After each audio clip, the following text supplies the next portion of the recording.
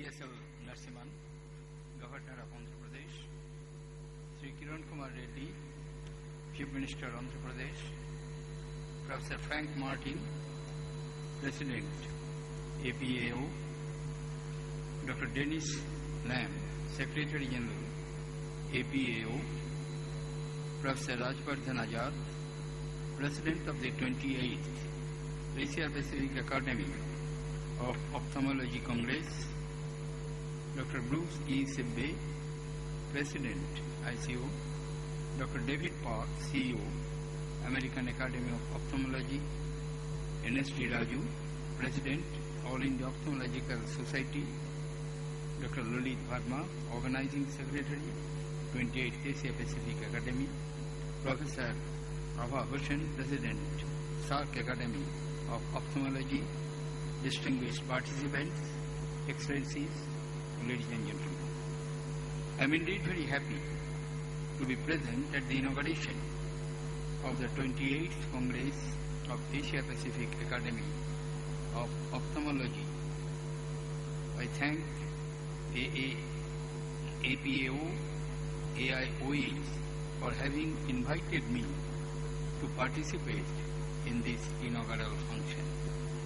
This Congress is being held in India for the second time after a gap of 28 years.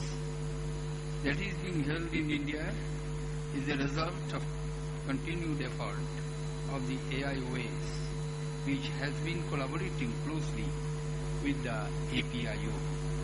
I congratulate both these organizations for their combined efforts. Ophthalmologists occupy a special status and importance in society. You do so by being the doctors of eyes, the critical combined efforts.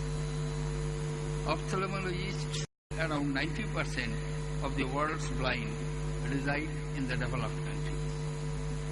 As stated in the Vision Document of 2020 of World Health Organization, the problem of blindness can only be combated through increased political commitment, professional commitment, provision of high-quality eye care, increasing public awareness, and support of non-governmental organizations and as well as private sector. This is where I would request all of you to step in. Ladies and gentlemen, the two ophthalmological organizations, AIOA and APAO, have done critical work to fight blindness. Individually and collectively, they have promoted better practices, research and manpower development of ophthalmic sciences in India. Several programs for controlling blindness have been launched in India, like the National Program for Control of Blindness. These programs have yielded appreciable results, but government alone would not be able to combat blindness as effectively as collaborative ventures of all the stakeholders and the initiatives taken by all sides bring together.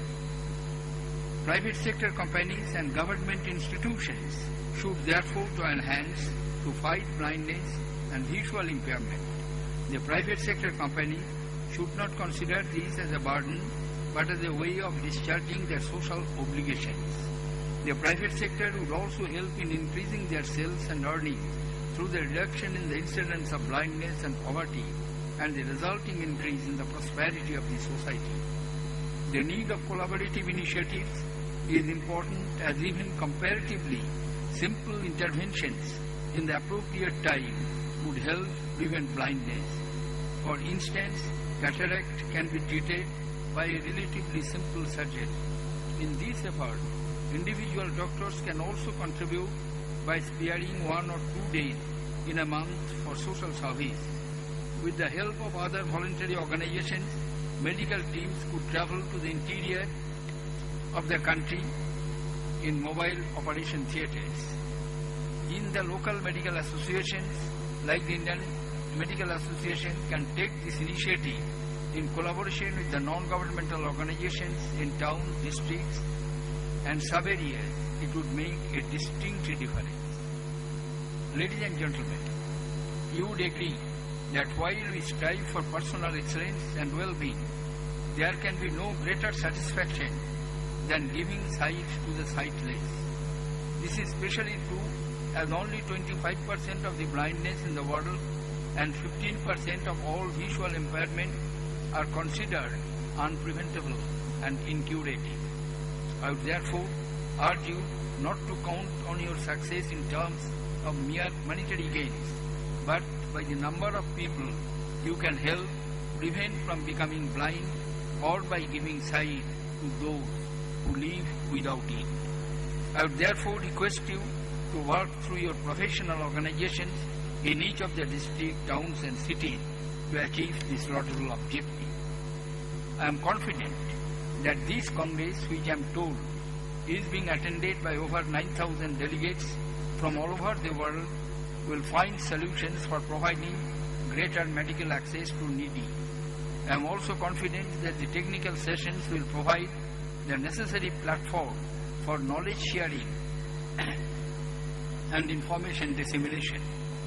I congratulate once again the President of the 28th Congress, Dr. Azad, and all his collaborators for very grand success of this 4 days conference.